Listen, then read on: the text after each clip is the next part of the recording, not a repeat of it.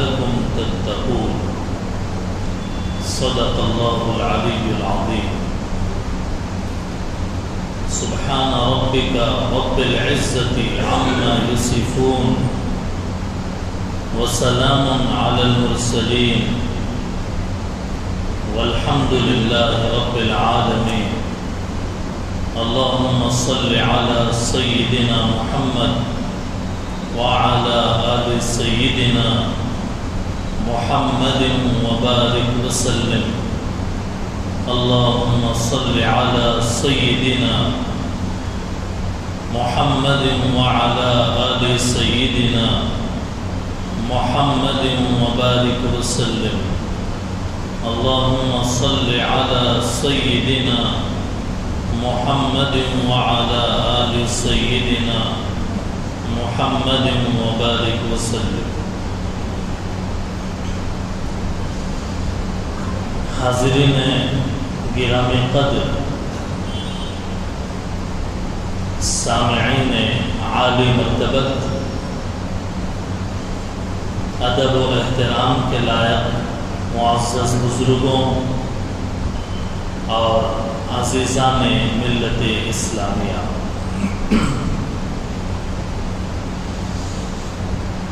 آج یکم رمضان 1444 ہجری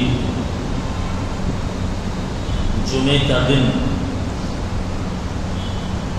دعا کریں کہ اللہ اس رمضان کو ہمارے حق میں بے حد قبول فرمائے اور اس کی قدردانی کی توفیق عطا فرمائے.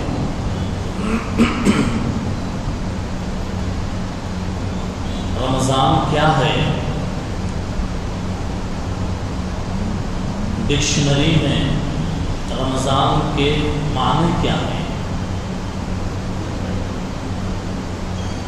رمضان کے معنی میں گرمی اور شدت کے ہیں. صحابہ اکرام کے زمانے میں جب دن میں سخت گرمی پڑتی تھی تو صحابہ کہتے تھے رمضا یومنا، ہمارا دن بہت گرم ہو گیا. رمض کے معنی گرمی کے ہیں، شدت کے ہیں. رمضان کو رمضان اس لیے کہتے ہیں کہ انسان جب گناہ کرتے کرتے کرتے جہنم کی آگ کو بھڑکا دیا ہوتا ہے تو ایسے وقت میں رمضان آتا ہے تاکہ اس آگ کو بجھایا جا سکے اور انسان کے لیے مغفرت کے فیصلے ہو سکے. محبوب سبحانی حضرت شیخ عبد القادر جیلانی رحمۃ اللہ علیہ نے رمضان کے ہر حرف سے ایک اشارہ نکالا ہے. رمضان کے را سے رحمت اللہ کی مراد ہے، رمضان کے میم سے محبت اللہ کی مراد ہے، رمضان کے ضاد سے جہنم سے زمان حفاظت مراد ہے، رمضان کے الف سے الفت مراد ہے اللہ کی، رمضان کے نون سے اللہ تعالیٰ کا نور مراد ہے. رحمت، محبت، زمان، الفت اور نور خدا. رمضان کی صحیح قدر کرنے والے کو یہ ساری دولتیں ملتی ہیں. اللہ کا رحم بھی، اللہ کی محبت بھی، اللہ کا زمان بھی اللہ تعالیٰ کی الفت بھی اور اللہ تعالیٰ کا نور بھی۔ رمضان کا تعارف کیا ہے؟ آپ کا تعارف کیا ہے؟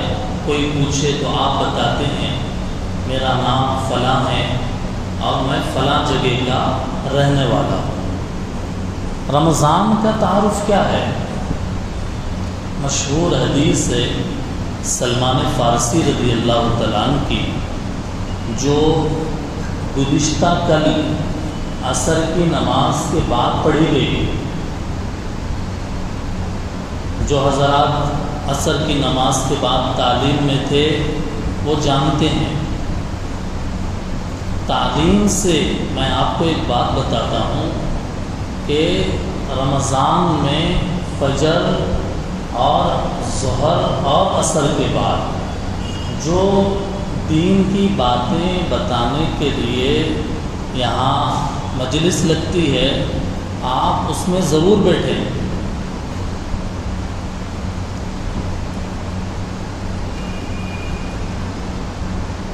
سلمان فارسی رضی اللہ تعالیٰ عنہ کی حدیث، جس میں فرمایا رمضان عظمت کا مہینہ ہے، رمضان برکت کا مہینہ ہے، رمضان میں شب قدر ہے، اور شب قدر 1000 مہینوں کی ہزاروں راتوں سے بہتر ہے۔ شب قدر کب ہے یقینی کسی کو نہیں معلوم۔ شب قدر کب ہے یقینی طور پر یہی رات ہے، کوئی نہیں بول سکتے۔ پہلے اللہ نے بتایا تھا 2 لوگ جھگڑ رہے تھے جس کی وجہ سے بھلا دیا گیا۔ جھگڑا اتنی بری چیز ہے۔ شب قدر ہے، اس مہینے کا تعارف کرا رہا ہوں میں۔ اس مہینے میں روزے فرض، تراویح سنت مؤکدہ، نفل کا ثواب فرض کا ثواب 70 فرض۔ یہ مہینہ صبر کا ہے۔ روزہ رکھے ہیں، صبر کر رہے ہیں، بھوک لگ رہی ہے، پیاس لگ رہی ہے، لیکن صبر کر رہے ہیں۔ صبر کا مہینہ ہے یہ، اور صبر کا بدلہ جنت ہے۔ جنت ملے گی ہم کو انشاءاللہ۔ اس مہینے میں مومن کا رزق بڑھا دیا جاتا ہے۔ اس کا پہلا حصہ رحمت ہے، دوسرا حصہ مغفرت ہے، تیسرا حصہ آگ سے آزادی۔ اس مہینے میں کیا بولیں کیا پڑھیں؟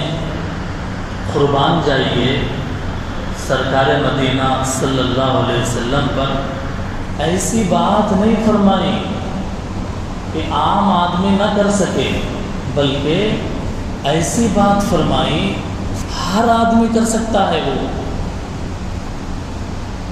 ایسی بات نہیں فرمائی کہ جس کو صرف عالم کر سکتا ہو اور غیر عالم نہ کر سکتا ہو۔ اللہ کے نبی نے کیا فرمایا؟ فرمایا کلمہ کثرت سے پڑھو۔ کیا پڑھو؟ کلمہ۔ ہر آدمی پڑھ سکتا ہے نا۔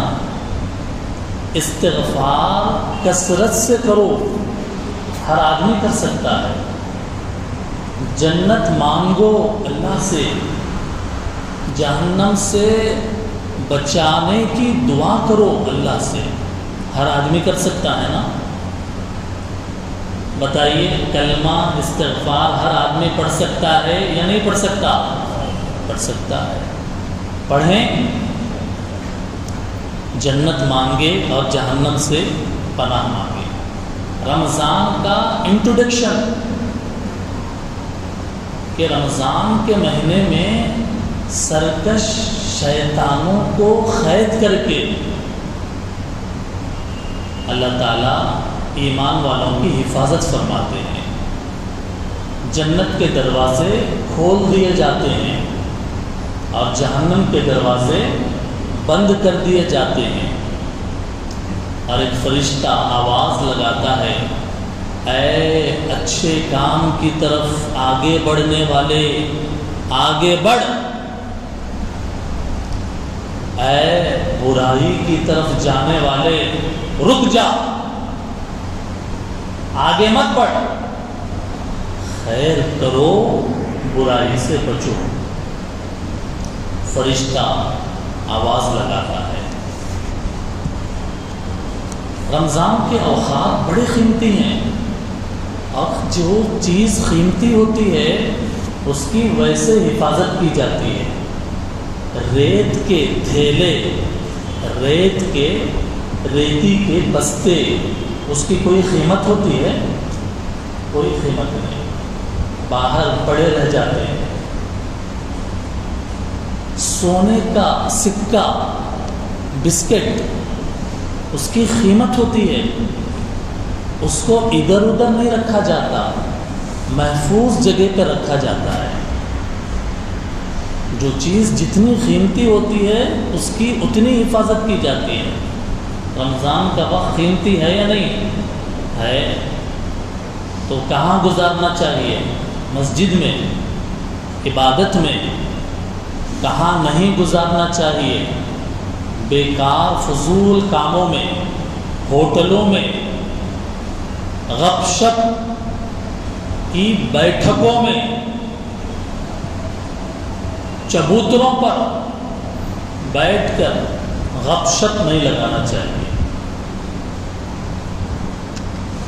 حفاظت کرنا چاہیے رمضان کے اوقات۔ رمضان کی خاص عبادت روزہ ہے، اور روزہ مقصد کیا ہے؟ روزے کا مقصد یہ اللہ دیکھنا چاہتے ہیں کہ میرے بندے کے نزدیک میرا حکم زیادہ قیمتی ہے یا اس کی خواہش زیادہ قیمتی ہے۔ اللہ دیکھنا چاہتے ہیں۔ میں نے حکم دیا مت کھا، میں نے حکم دیا مت پی، تو اللہ دیکھتے ہیں اس بندے کے پاس میرا حکم زیادہ ہے یا اس کی خواہش، پیٹ کی خواہش زیادہ ہے۔ اللہ دیکھتے ہیں۔ انسان کی خواہش کو کچل کر انسان اللہ کی خواہش پر آ جائے، اللہ کی چاہت پر آ جائے، یہ مقصد ہے روزے کا۔ روزہ کون رکھتا ہے؟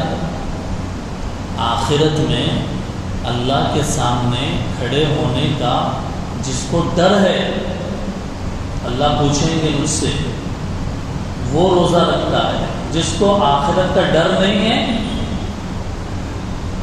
وہ روزہ نہیں رکھتا، وہ کھاتا پیتا ہے۔ رمضان آیا اور چلے گیا، وہ کھاتا پیتا ہے۔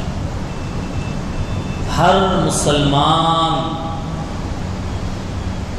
مرد عورت، ہر مسلمان مرد عورت بالغ پر روزہ فرض ہے۔ ہر مسلمان مرد عورت بالغ، نابالغ پر نہیں، چھوٹے بچوں پہ نہیں، عاقل دیوانے پر نہیں، عقل مند پر روزہ فرض ہے۔ عورتوں کو خاص دن ہوتے ہیں ہر مہینے کے، ناپاکی کے، وہ ناپاکی کے دنوں میں وہ روزہ نہیں رکھتی۔ ڈلیوری کے بعد خاص دن ہوتے ہیں، اس میں بھی وہ روزہ نہیں رکھتی، بعد میں قضا کریں گی۔ بیمار ہے، سخت بیمار، بوڑھا ہے، سخت بوڑھا، روزہ نہیں رکھ سکتا۔ ایسی بیماری کہ اب آگے اچھا ہونے کا نہیں ہے، چانس نہیں ہے۔ اور ایسے ہی مسافر، سفر میں جانے والا، اس کے اوپر بھی روزہ رکھنا ضروری نہیں ہے۔ فدیہ، اس کی بحث بعد میں لاؤں گا۔ فدیے کی بحث، روزے کا فدیہ کتنا، کیسا، کیا، کس کو دینا، سب تفصیل بعد میں۔ فی الوقت اتنا کہ روزہ نہیں، مسافر پر، بیمار آدمی پر، سخت بیمار، روزہ جو رکھے ہرگز نہ توڑے، روزہ رکھے تو ہرگز نہ توڑے۔ ایک روزہ توڑے گا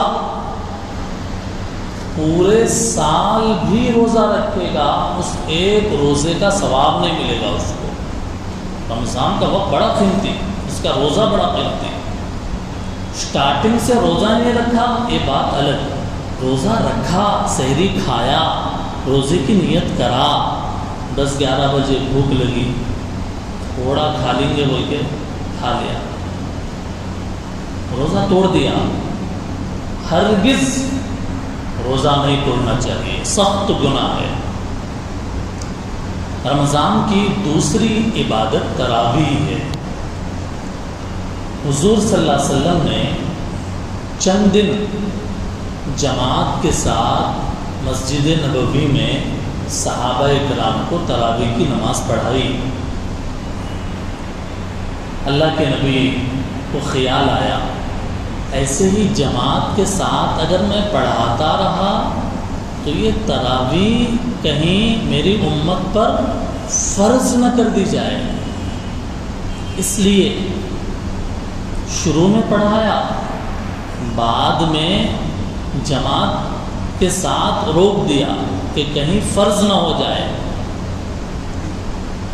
حضور کے قریب رہنے والے جو صحابہ، حضرت عمر رضی اللہ تعالیٰ عنہ وغیرہ، حضور کے منشے کو سمجھتے تھے وہ، اسی لیے صحابہ، حضور نے تراویح پڑھائی، پھر اس کے بعد سے صحابہ کے دور سے آج تک تراویح رمضان میں پڑھی جاتی رہی ہے۔ چاروں ائمہ، امام اعظم ابو حنیفہ، امام شافعی، امام مالک، امام احمد بن حنبل رحمہ اللہ، اور پوری امت کے اجماع ہے کہ 20 رکعت تراویح پڑھنا چاہیے۔ تراویح کی نماز سنت مؤکدہ ہے۔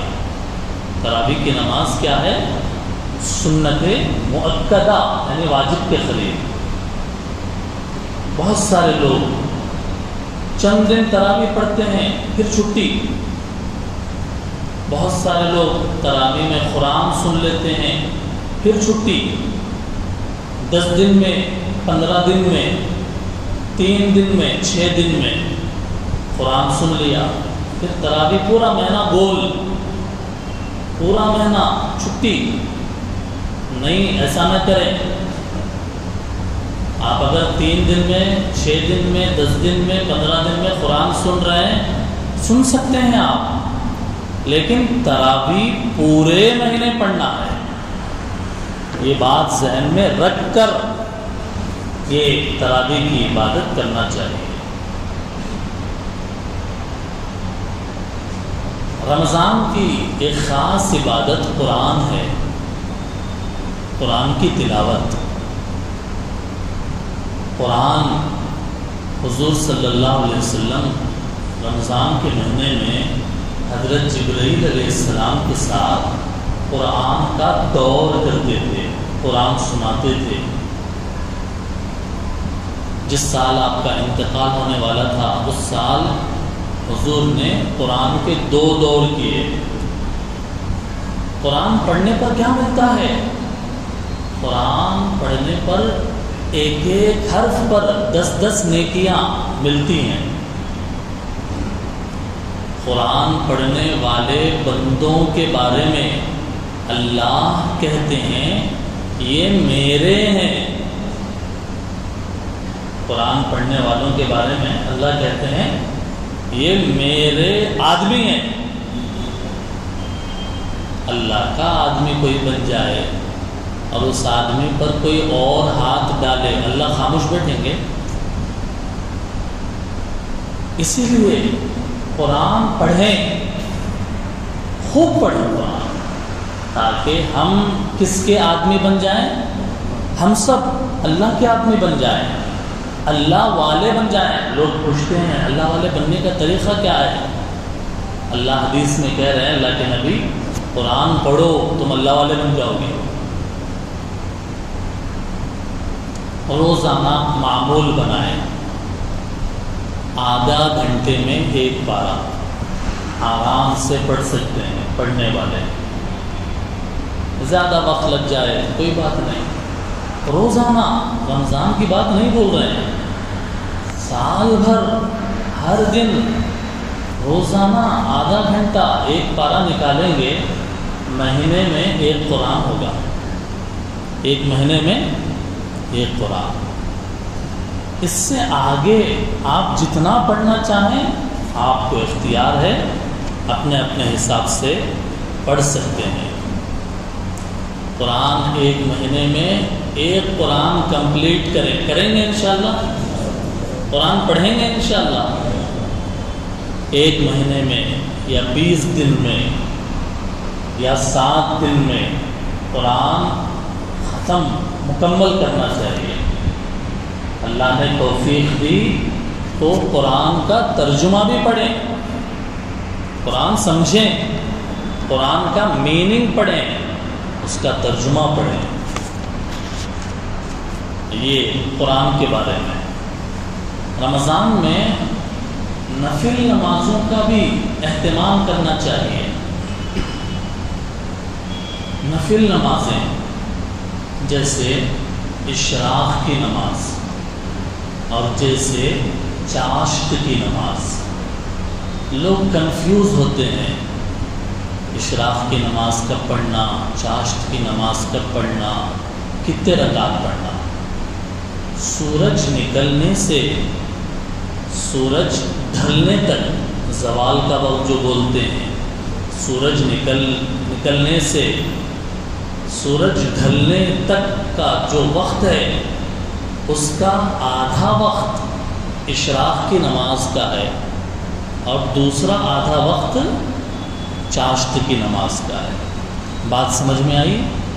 سورج نکلنے سے سورج کے ڈھلنے تک، ظہر کا وقت جب شروع ہوتا ہے ڈھلنے تک، زوال تک، یہ وقت کو اگر 2 حصوں میں دیکھیں، پہلا حصہ اشراق کی نماز کا اور دوسرا حصہ چاشت کی نماز. سورج نکلنے کے 20 منٹ کے بعد 4 رکعت اشراق کی نماز پڑھیں، 2 رکعت کر کے. اور پھر ذرا دن چڑھے 10:30 11 بجے چاشت کی نماز 4 رکعت پڑھ لیں. نفل نماز ہے یہ. مغرب کی نماز کے بعد 6 رکعت اوابین کی پڑھیں. مغرب کی نماز کے بعد 6 رکعت، 2 رکعت الگ الگ کر کے، مغرب کی سنت نفل چھوڑ کے 6 رکعت اوابین کی نیت سے. نفل نماز ہے، پڑھیں. تہجد کی نماز پڑھیں. تہجد کی نماز کب سے کب تک؟ عشاء کی نماز کے بعد سے فجر کا ٹائم شروع ہونے سے پہلے تک آپ تہجد کی نماز پڑھ سکتے ہیں. عشاء کی نماز کے بعد سے فجر کا ٹائم شروع ہونے سے پہلے تک تہجد کی نیت سے آپ نماز پڑھ سکتے ہیں. افضل سحری کے وقت میں تہجد پڑھنا ہے. سحری کے لیے جب اٹھیں، برش کریں، وضو کر کے پہلے مصلی بچھا کے نماز پڑھ لیں تہجد کی. کتنی رکعت؟ 2 4 6 8، جتنی آپ میں ہمت طاقت وقت ہو پڑھ لیں. 2 رکعت بھی آپ پڑھ سکتے ہیں، 4 بھی پڑھ سکتے ہیں. حضور کا عام معمول 8 رکعت پڑھنے کا تھا. زیادہ پڑھنا بھی حضور صلی اللہ علیہ وسلم سے ثابت ہے. بات سمجھ میں آئی؟ تہجد کی نماز پڑھنا ہے، کتنے رکعت؟ 2 رکعت سے 8 رکعت، اور اگر ہمت ہے تو آگے آپ کی اپنی ہمت کے حساب سے پڑھ سکتے ہیں۔ یہ نفل نمازوں کا رمضان میں اہتمام کرنا ہے، کریں گے انشاءاللہ۔ اللہ ہم سب کو توفیق عطا فرمائے۔ رمضان میں دعاؤں کا اہتمام کرنا چاہیے۔ حج میں اور رمضان میں دعائیں بہت قبول ہوتی ہیں۔ حج کے سفر میں جو گئے وہ جو دعا مانگے فوراً قبول، رمضان میں جو دعا مانگے فوراً قبول، سحری کے وقت میں دعا مانگو فوراً قبول ہوتی ہے، افطار کے وقت میں دعا مانگے فوراً قبول ہوتی ہے، سحری کے وقت میں سحر تھوڑا 5 منٹ ٹائم نکال کر اللہ سے مانگیں گے انشاءاللہ۔ افطار کے ٹائم پر، افطار 5-10 منٹ ہے، 15 منٹ ہے، آپ ٹائم فکس کر لیں، افطار سے یہ 15 منٹ پہلے میں مسجد پہنچ جاؤں گا۔ افطار سے میں 15 منٹ پہلے کم از کم میں مسجد پہنچ جاؤں گا اور بیٹھ کر اللہ سے دعا کروں گا۔ افطار کے وقت میں انفرادی دعا زیادہ فضیلت ہے، ہر آدمی اپنی دعا کرے، اور اگر کبھی اجتماعی طور پر دعا کرا دی جائے وہ بھی بہتر ہے، وہ بھی اس کی بھی گنجائش ہے۔ ہر آدمی اپنا درد اللہ کو سنائے، اپنی ضرورت کا سوال اللہ سے کرے، دعاؤں کا اہتمام کرنا چاہیے۔ افطار کے وقت میں خاص طور پر بہت لاپرواہی ہوتی ہے، اللہ معاف کرے۔ لوگ افطاری کے اندر اتنے بزی ہو جاتے ہیں کہ دعا کرنے کے لیے ٹائم نہیں ملتا، اور اس سے بھی بڑی بری بات یہ ہے کہ افطاری لاتے ہوئے اور انتظام کرتے ہوئے زور زور سے مسجد میں بات کی جاتی ہے، جس سے دعا مانگنے والوں کی دعا میں بھی خلل پڑتا ہے۔ آہستہ سے ذمہ دار نوجوانوں تک افطاری پہنچائیں، اور پھر دعاؤں میں نظریں بس یا تو بند یا تو ہاتھوں میں، اس طریقے سے دعاؤں کا اہتمام کرنا چاہیے۔ رمضان کے مہینے میں خرچ کرنا، پیسہ نکال کے اللہ کے راستے میں خرچ کریں۔ رمضان کے مہینے میں نبی صلی اللہ علیہ وسلم کے بارے میں ہے کہ اللہ کے نبی رمضان کے مہینے میں بہت خرچ کرتے تھے۔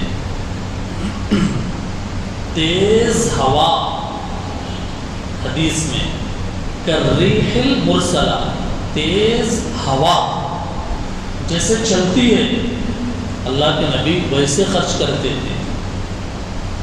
ہاتھ ٹائٹ نہ کریں بلکہ ہاتھ تھوڑا فری کریں۔ حیثو والوں کو کھلانا بڑی بات نہیں ہے، غریبوں کا دکھ بانٹنا بڑی بات ہے۔ حیثو والوں کچھ افطار کی دعوت، غریب کو پوچھنے والا ایسا نہ کرے بلکہ سب کو کھلائے، امیر غریب محتاج مسکین یتیم سب کو کھلائے۔ اور مدارس اور دیگر ضرورت مند حضرات جب آئیں تو ان پر بھی اپنا مال خرچ کرنا چاہیے۔ آئیے اب بیان کے اختتام کی طرف بڑھتے ہیں۔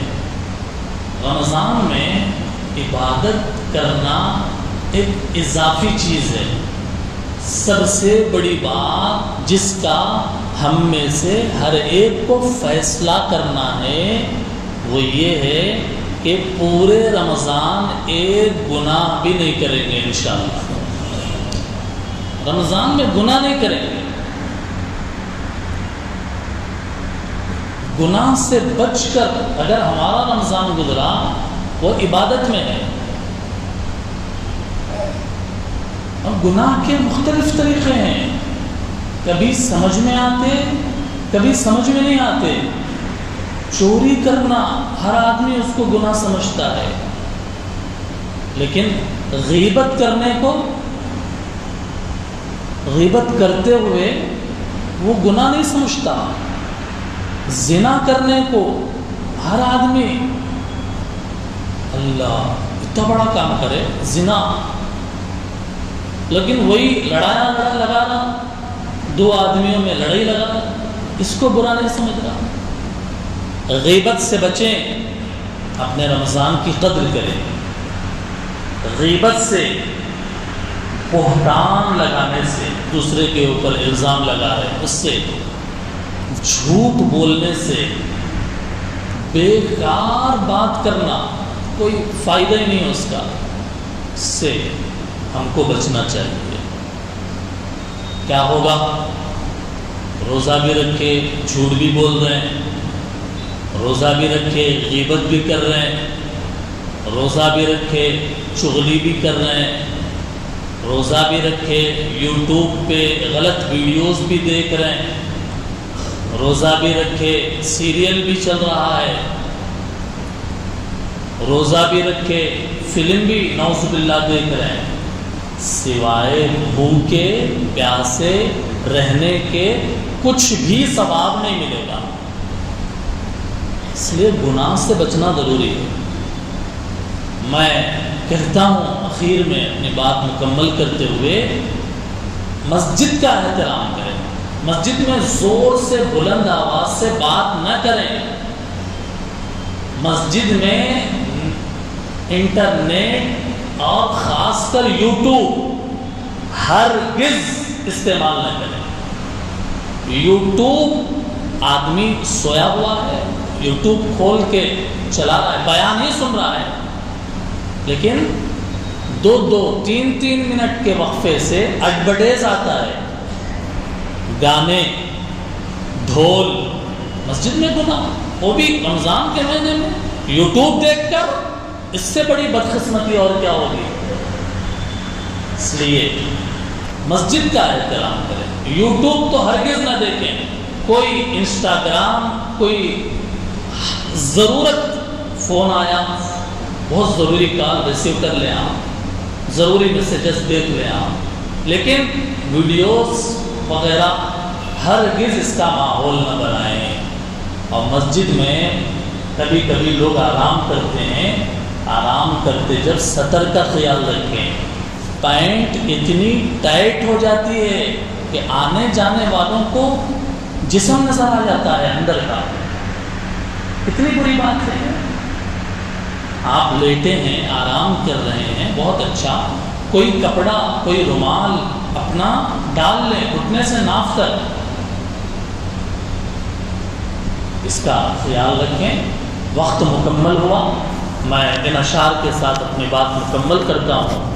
مومنوں، بحر ہدایت ہے یہ رمضان شریف، معدن جود و کرامت ہے یہ رمضان شریف، مخزن سر ولایت ہے یہ رمضان شریف، حق تعالی کی امانت ہے یہ رمضان شریف، روزے داروں کی شرافت ہے یہ رمضان شریف۔ وآخر دعوانا ان الحمد للہ رب العالمین۔ سنت